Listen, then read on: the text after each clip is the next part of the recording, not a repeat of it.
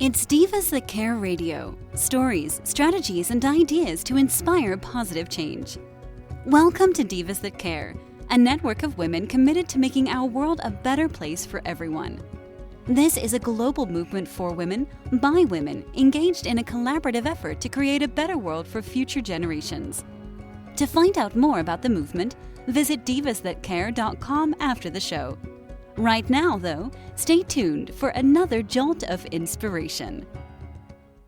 Hello, and welcome to the Metaphysical Mastery podcast with Kate and Peggy Neligan, a mother-daughter duo. I am Kate. I am an equine partnered life coach, an animal communicator, author, and speaker. And I'm excited to introduce you again to my mom. Go ahead and introduce yourself. Hi, everyone. I am currently the director of the Metaphysical Center of New Jersey. We're in New Jersey, and we deal with many classes and courses in metaphysics and parapsychology, and this is one of the topics that we find is really critical that we want people to know how to deal with it in their lives. Yeah, so today's topic is called Staying Grounded, and it's really about grounding and centering. We're going to go through some questions and then some tips. It feels like perfect time to do it with everything going on in the world, with holidays coming up, depending on when you listen to this. And with all things, whatever you end up teaching, I always find you end up having to practice, because we had to change this podcast a couple of different times for things outside of our control. And I personally feel like I've been tested to stay grounded a lot the last couple of weeks for different reasons.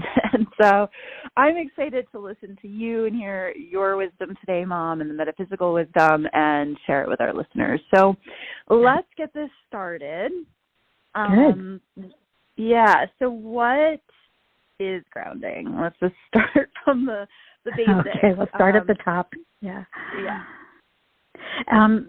It's interesting. That word can mean different things to different people, and it basically means two different things. One is being fully present in your physical body. Sometimes the word centering is used in place of grounding, but that's what it means. Just being open to the expansive part of you, including your body, as well as your mind and your heart and your spirit. That's one meaning of grounding. The other meaning of grounding, and sometimes another word is used in place of it, and that is earthing. And it's being connected actually to the physical earth in one way or another. So grounding can mean both of those, being present in your physical body and being actually grounded to physical earth. I love it. And we also think about centering. When I think about centering, I often wonder, is there a center of the body that you feel like is important for centering in general? Well, a lot of times, especially in religions, they talk about the center being the soul, the spiritual center connecting to your body. People talk about the brain being the center of your mental body, your heart being the center of your emotional body. So, in metaphysics, we talk about having 7 bodies and only one dense physical body, but the others are part of who we are and make us up, our mental body and emotional body and so on. So, we not only have these dense physical parts like a brain and a heart and a physical body, but we also have these more metaphysical bodies that surround us and interpenetrate us as well.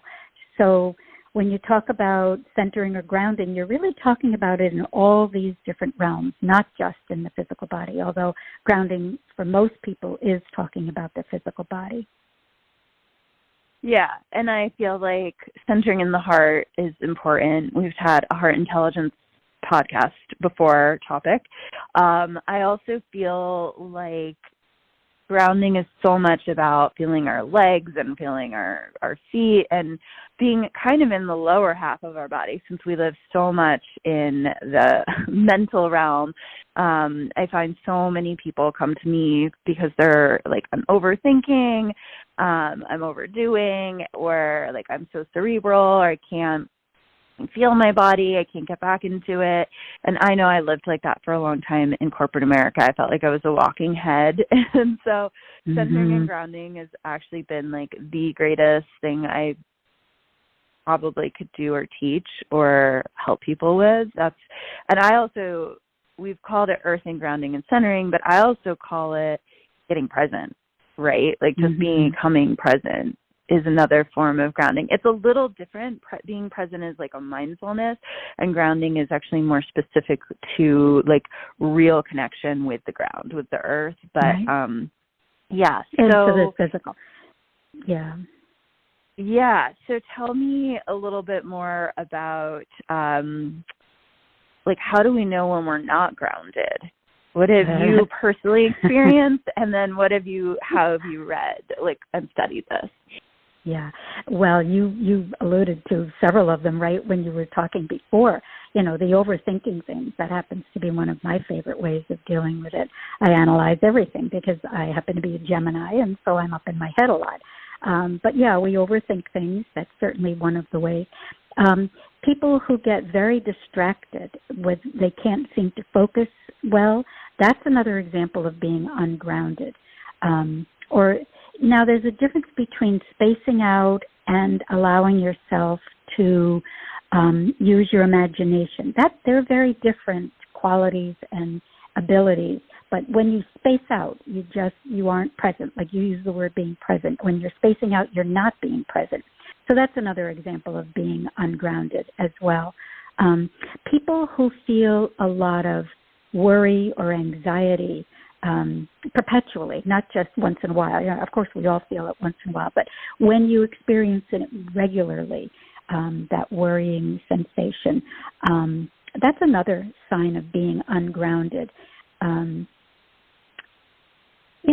Being focused and obsessed kind of with your things.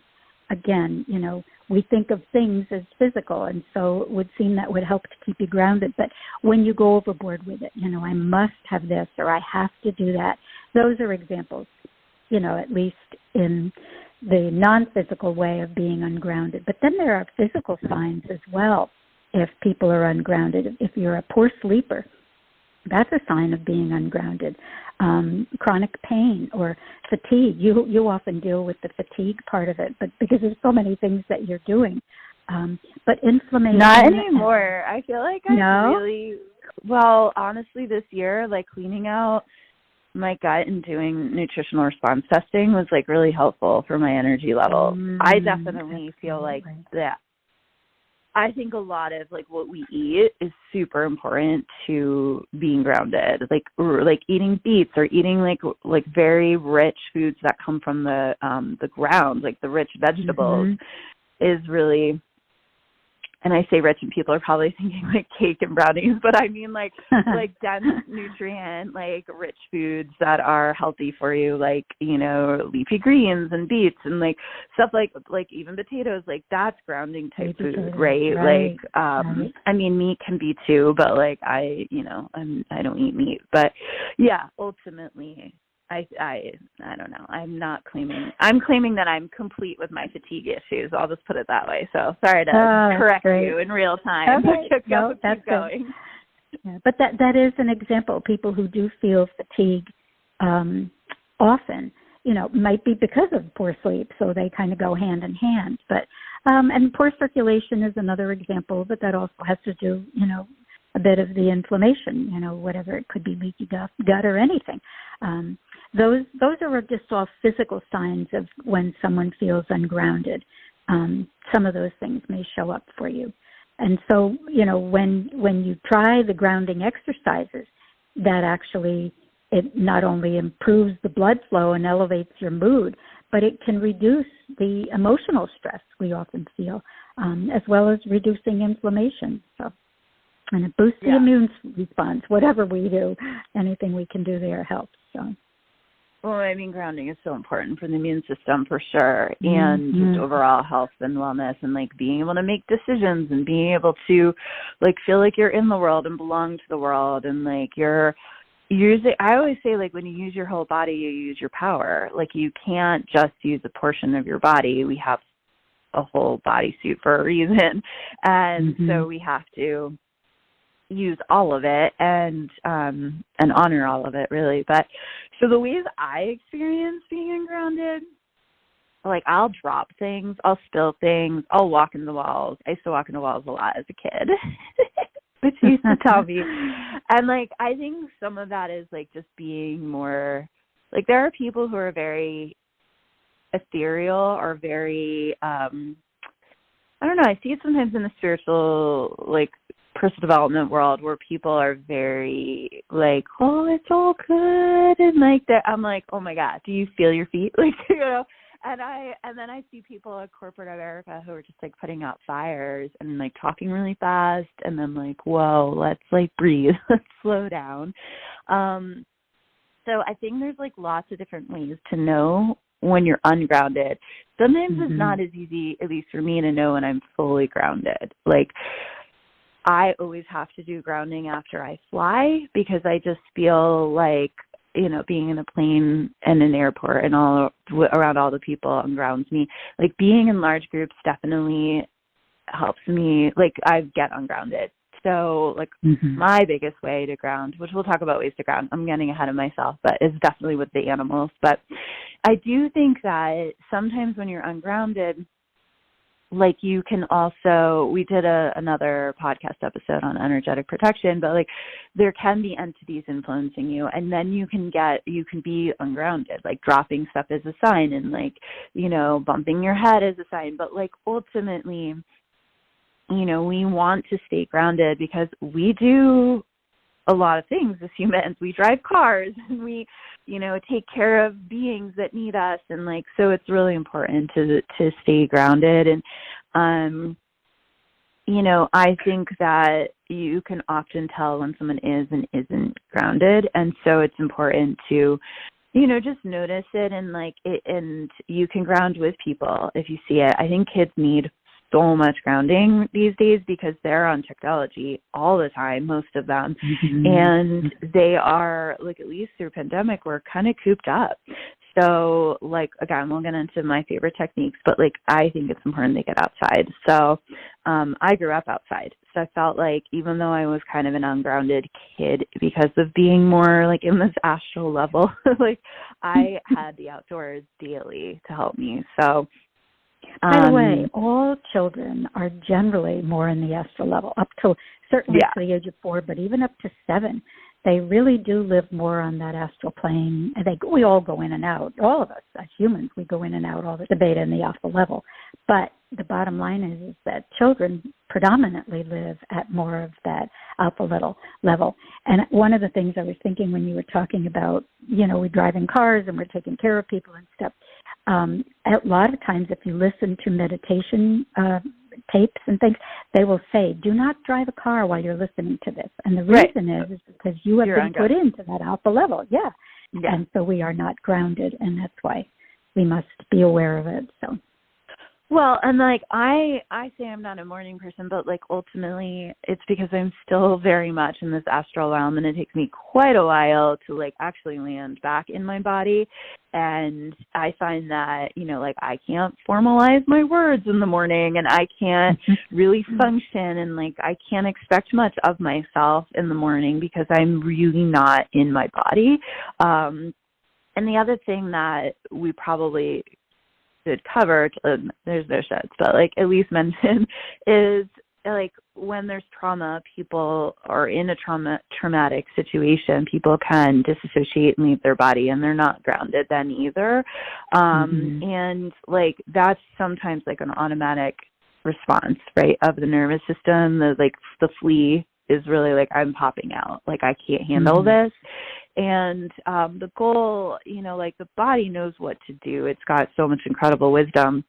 And then the goal is like to learn to like regulate the nervous system so that we don't do that in like little situations where we don't need to. We're not in trauma, but the body thinks we are. And to get grounded so that we actually feel like, oh, I can hold my power. I can hold my energy. I know how to make decisions quickly. I know how to take care of myself.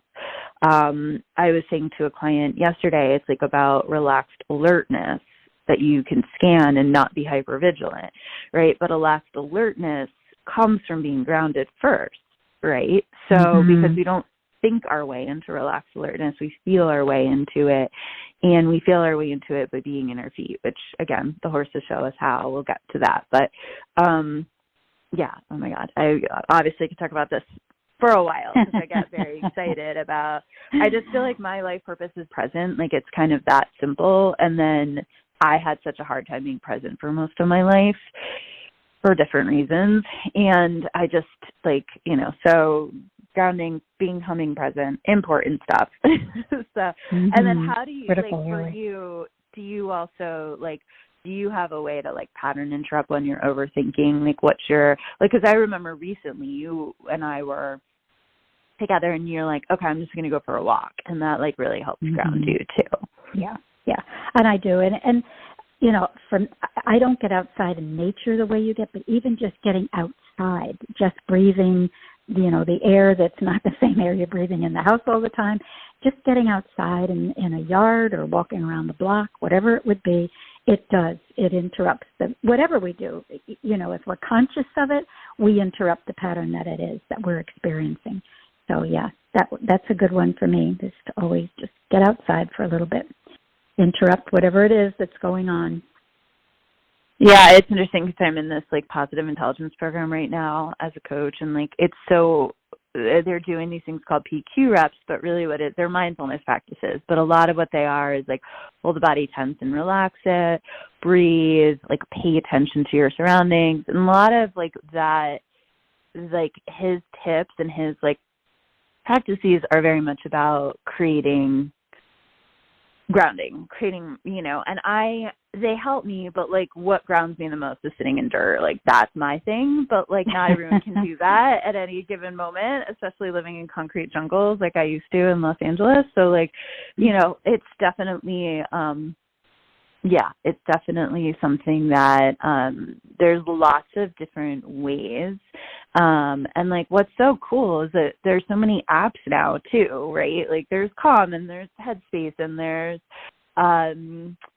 you know, there's this program that I just mentioned, Positive Intelligence, and then there's, like, YouTube where you can literally at any moment put anything on and have your own sound bath and breath work and meditation and breathing. And so, like, there's a lot of ways that even if you aren't going outside, that you can just, like, tap in to some grounding. So, and I think probably the simplest one, as you said, is breathing.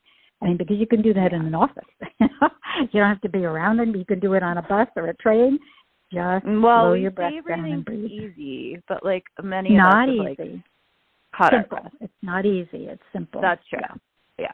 Well, and, like, I didn't even know I was breathing incorrectly until a chiropractor, like, corrected me years and years ago, thank God, because he's like, you're breathing in the wrong way. And I'm like, oh, my God, this is probably why I have more anxiety than I need to. I'm not breathing correctly. Like, my body was doing the opposite. Yeah, and women especially tend to breathe in the upper part of our chest. We don't do the belly breathing. And so, therefore, when we take a deep breath, it doesn't push the diaphragm up enough to actually release the old air and then to bring in the new. So women especially, and you can catch yourself, just put your hand on your chest, put your hand on your belly. Does your belly go in and out when you breathe, or does your chest go in and out? And generally speaking, women particularly breathe very, very shallowly. There's another, I just thought about it, a little technique. If you look in the mirror in Chinese face reading, when you look at the mirror yourself or someone else, if you have a bit of a hollow indent in the lower part of your cheek, if it gets hollow, that is often a sign of someone who is not breathing, not getting enough oxygen into their body. In other words, not breathing deeply enough. You can check yourself out on that. You don't need anybody to do a face reading for you. But, that's an example of it, to see this little hollow on the bottom part of your cheek, usually toward the back, if it's hollow. Anyway, just another connection for breath. Yeah, it's so interesting. The face reading stuff, we could do a whole episode on that. Do one on that. I know nothing, so I'll just sit and listen the whole time. But no, I love it. True. So, okay, we have a lot of techniques in this handout that you started to create or that you have created. And then I'm wondering if people want to get it, maybe like, could they email you for it? I'm thinking that might be best. Yeah, that'd probably be best. At this point, there are many changes going on in the Metaphysical Center, and so we haven't even put any new things up on there for a while. Excuse me. So I'm not sure that I can get it up on the website, quickly enough. But yeah, like certainly email, and you can even still go through the Metaphysical Center. There's a place to. And maybe I can put this on my website too. So sure, and that's mine a good idea. Get through to either of us. So mine is KateNeligan.com, and then you could email my mom at PeggyMNell at AOL.com. Okay, and we could always put those in show notes. So here there's a bunch of grounding techniques. You have a bunch, and then I'll give you my fave from the animals. But why don't you start with some of these? We'll spend kind of the rest of this time giving people some tips. And go ahead, and if you're listening, grab a notebook and jot some of them down and do what works for you. Like, I look at some of these, and I'm like, oh, yeah, I think I've done most of these at this point, which we'll cover. But do like what works for you and what feels best for you. And like, I highly recommend that you like do them with a partner, because you'll start to, it's more fun. Like, I had another equine coach out of the ranch recently, and we just laid belly down on the ground with the trees, and like that really helped. But we were like specifically trying to clear some energies too. But yeah, I think it's fun to do this with someone, and especially with kids. Like, super important to do with kids these days. Okay. One of the first ones when you said it, it's kind of funny. I hesitate to bring it up at this point. Is take a cold shower. I'm not sure you want to do that with a bunch of other people, but it is one thing that you can do. Shower, but like that thing makes me think of the Wim Hof Iceman like method, which I love. Like, and Tony Robbins does hot and cold like supposedly every morning, and just shifts the nervous system. It's it's actually way too much of a shock for my system. I love the high from doing the ice baths. Like, I think they're really great natural highs.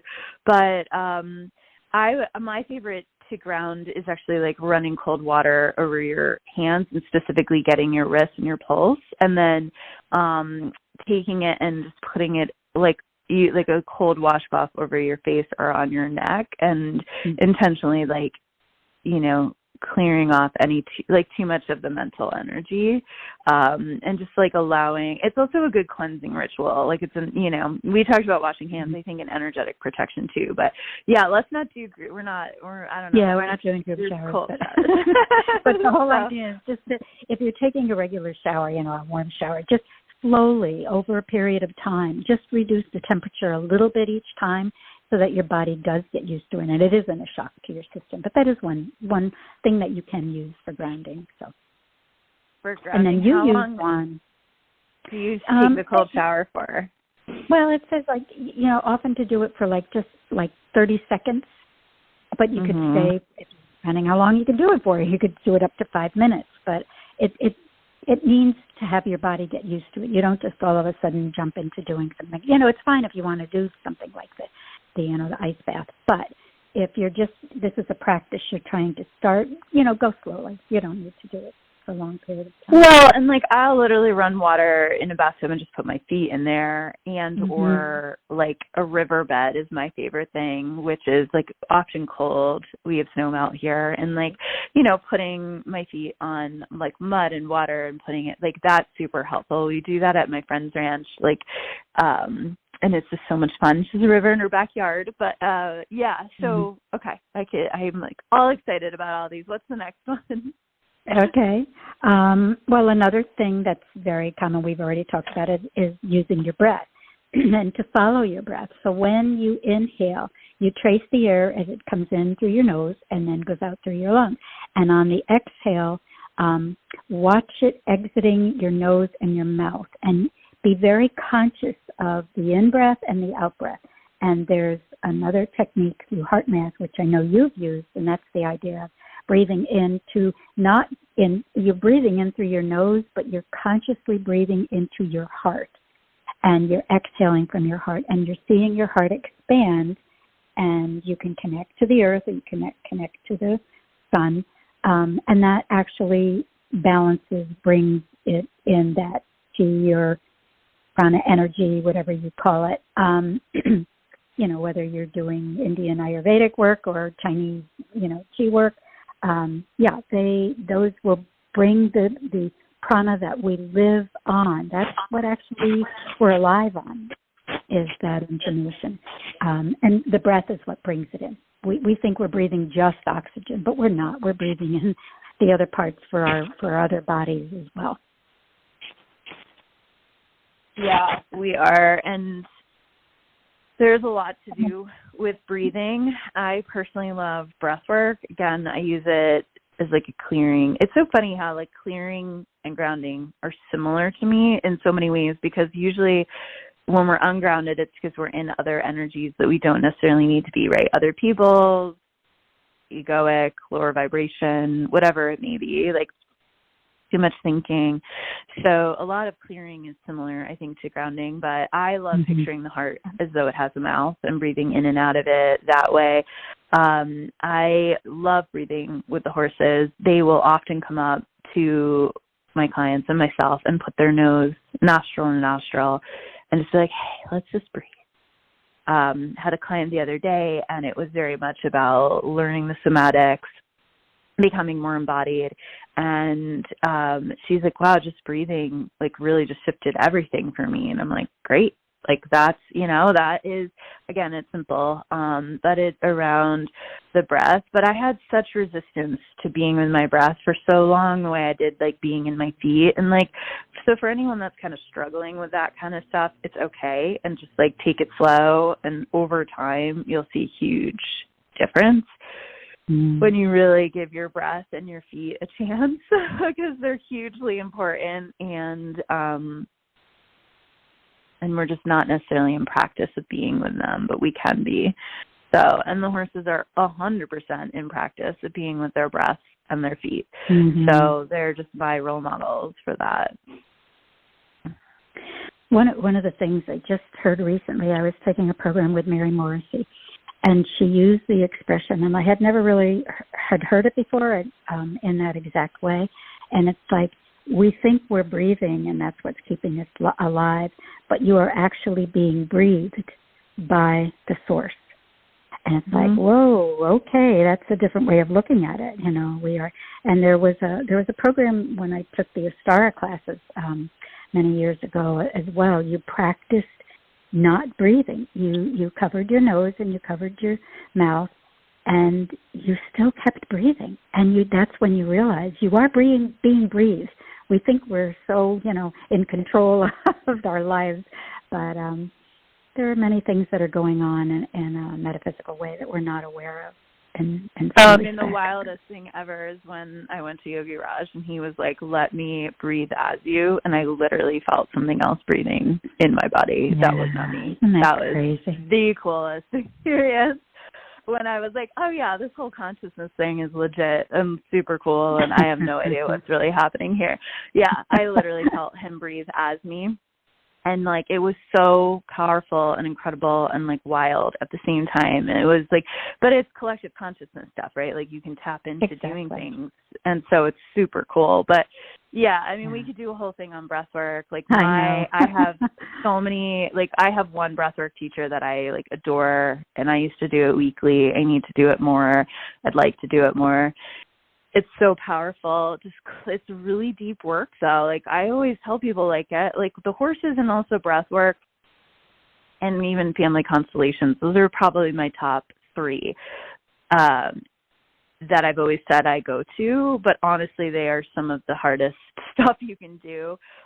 You got to get brave because, like, emotion comes up real fast in these places, and you know, a lot of different things can come forward that wouldn't necessarily in potentially other modalities, right? And sometimes you're feeling things you've never felt, and it can be really uncomfortable and awkward, but like the opposite side of it, once you go through it, is like so much bliss and so much freedom and so much power and so much clarity that it's like, for me, it's worth the uncomfortable energy that's very temporary.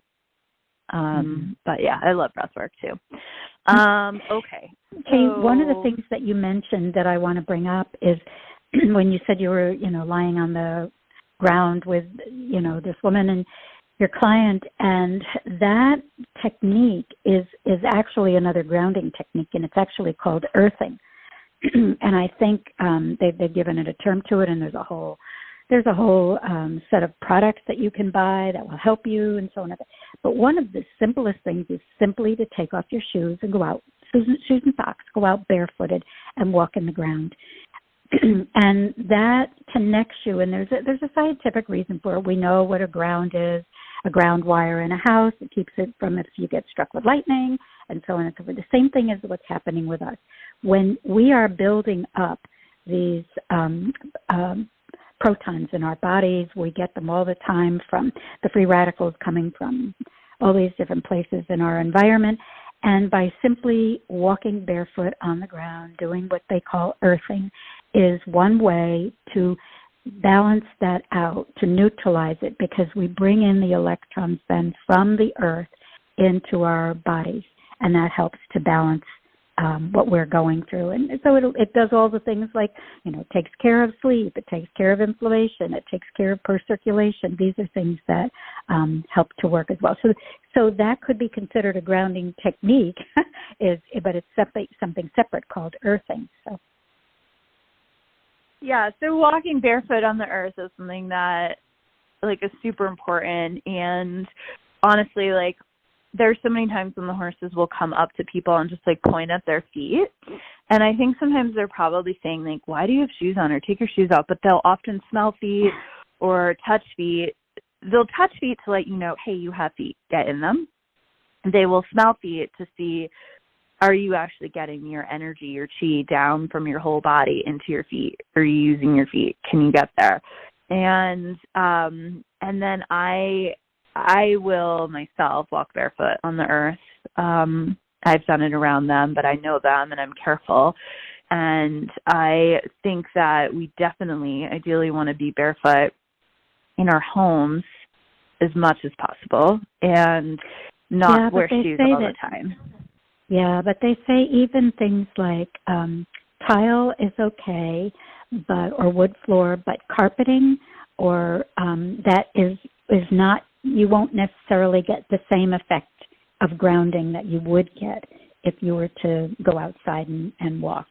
So, well, I mean, being outside on the earth is the most important, but, like, I'm just saying, like, you know, like, the shoes have really disconnected us, right? Like, it's, if you think about women in high heels and you think about how uncomfortable our shoes are often and, like, how they constrict, and, like, a lot of it is, like, these very interesting, I won't get into my conspiracy theory stuff, but, like, I do think that there's, like, a lot of things that have kept humans very disconnected, you know, that, I mean, I don't know, like, why are we all wearing shoes even? Like, have we even asked that question? I asked my question then prepping for this, like, why are we even wearing shoes? Like, yeah, it's uncomfortable walking on the ground. I get it sometimes, but, like, every animal does. Like, so I don't know. I just think about these things sometimes, right? No, but I just think about these things, like, why we've all been taught to do it X way, but have we ever questioned it, right? And, like, I don't know, you know? Well, like, I think one of the problems is what they say is that most of us are wearing rubber soled shoes of some kind. That has prevented, because rubber is it's, you know, when you go back into your science classes and stuff like that, there were conductors, and rubber is the exact opposite.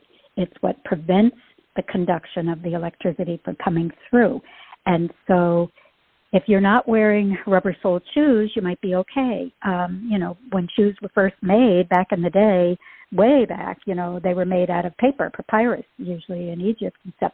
But then eventually they were made out of animal hide or leather or something along that line. But they were natural, and that's what foot coverings were made with. But, ever since probably, the Industrial Revolution, we've come to a point of using rubber-soled shoes, and that actually is what prevents the electricity from flowing through us.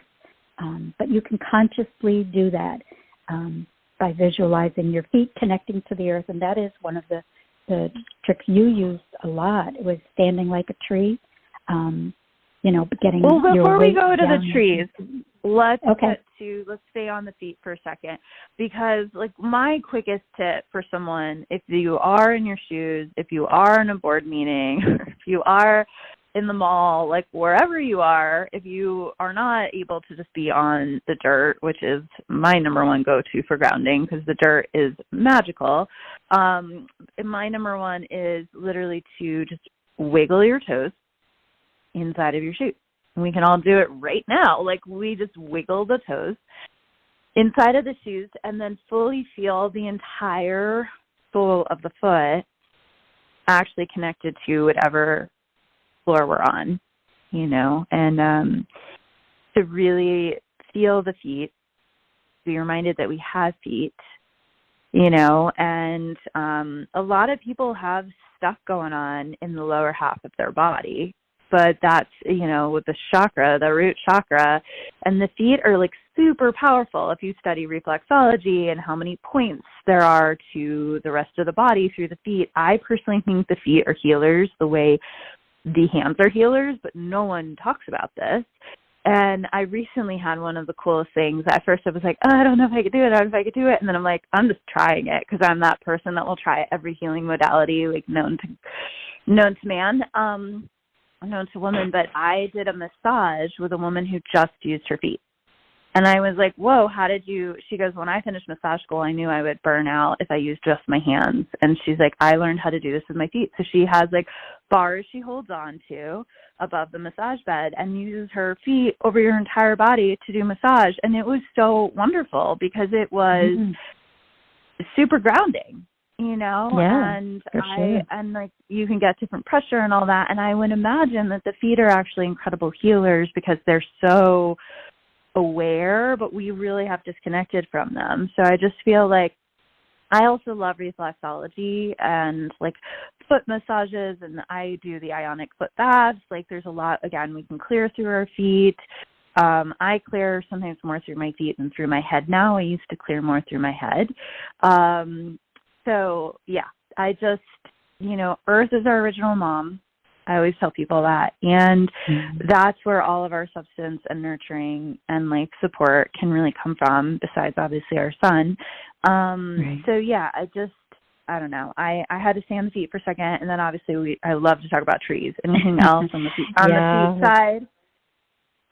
No, I know we're running out of time here, but yeah, the standing like a tree is another basic practice that you can use for grounding. No doubt about it. Well, and how would you stand like a tree? Is your arms up? Are they by your side? Well, that's just it. I guess whatever you want to try and do is keep your spine straight and keep, your head up above your body, but that your hands can be either, I often, when I stand there, I place them over my solar plexus region in my belly. But you could put them up. There's no reason why not to. But, if you want to stand there for a while, it's more comfortable if you can just rest them at your side. But the key is to really have all of your body weight and tension that's in your body is that you go into the ground and visualize roots that are coming out of. Some people do it while they're sitting and visualize the roots, coming right out of their buttocks and going down through the floor, the chair, the floor they're on top of, and going into the ground. But the whole idea is just connecting. Again, we receive the energy that serves our body from both the earth and the sun, from the cosmos and the earth. We both. So we need both of those energetic forms to bring it into our body. So that's just another technique. I just feel like everyone forgot that they needed Earth until like the pandemic, and then it was like, oh yeah, like this return to nature became so important. And for me, like I actually, speaking of nature, I'll plug this incredible book I was in this year called Nature, and it's by Common Sentience. Anna Maria is the main author, but I have a story on there on trees and transformation, and how I will have clients, and in this case it was a little girl who was afraid of horses, hug trees. And the trees literally are transmutation experts. And trees have a lot to teach just sitting under them and listening to them and watching them and being with them. There's so much there, letting go and change and growth and all the metaphors that a tree can bring and share. But they are so good at grounding. And so I love to sit just underneath them, resting my back against them and or hug them. And now you're seeing, which I love, over the last few years, this advent in forest bathing and going out and literally taking mindful walks in the forest to have like the invitation of the forest to learn in metaphor and get grounded. There's so much cool stuff around trees that we could do like a whole topic on just that. But yes. If you want more information in that book, definitely reach out to me through my website, Kate Neligan. And I also want to plug real quick a colleague, a connection who is just a fascinating guy. He kind of travels around the world and does some really cool things. He created a website called grounded.com, which has some really cool information on earthing. He has got a movie there and products. And then there's a lot of good things out there. We just recently got a bunch of EMF blockers. You know, in this document, you write quite a bit about the bioelectrical body, earthing practices, how Earth is, you know, the electromagnetic part of Earth, and some of these different products, because that's another whole thing, is there's a lot of different earthing products, like mats you can sit on, EMF blockers, so that the phones and the technology, which we all have, doesn't really affect us too much, and everything's energy, right? So to me, being with the energy of the horses, I personally loved having a mini donkey for so many years because he was like my grounding doctor. That's literally what I called him. And he would just help me feel more grounded than anything. But my goats are very grounding for people. And the horses are incredible. I always say to people, feel in your 2 feet as grounded and strong as you would in 4 feet that a horse has. Right? And then they're like, oh, wow, what would that be like to walk in the world with that much intensity and power and like wholeness in my legs versus just like this thinking brain and this talking brain, right? And so a lot of grounding in my mind comes from being still, getting quiet, slowing down, breathing, and sitting on the earth or hugging these very grounded beings like trees and horses and whatnot. So that's my quick little recap on that. Any pieces you want to share from that? No, you did a good job, Kate. I think that's the best thing to do. Get outside. Just put your feet on the ground. That's the most important thing. Or try any of the other tips and tools that we've shared with you.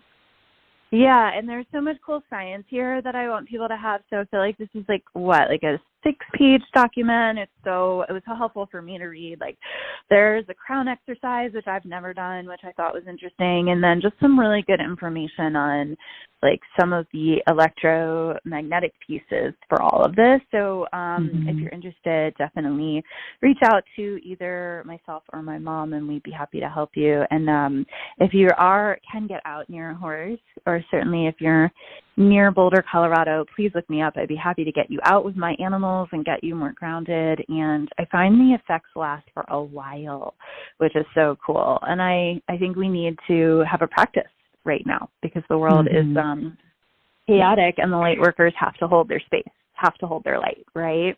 So, well, thanks, Kate. Awesome. This was a good conversation. Yeah. Thank you. So appreciate the research and information and the Metaphysical Center. So super grateful. And until next time, everyone, enjoy practicing some of the metaphysical tips here and enjoy becoming more of a master in your own life. Thank you so much for being here. Thanks for listening. This show was brought to you by Divas That Care. Connect with us on Facebook, on Instagram, and of course on divasthatcare.com, where you can subscribe to our newsletter so you don't miss a thing.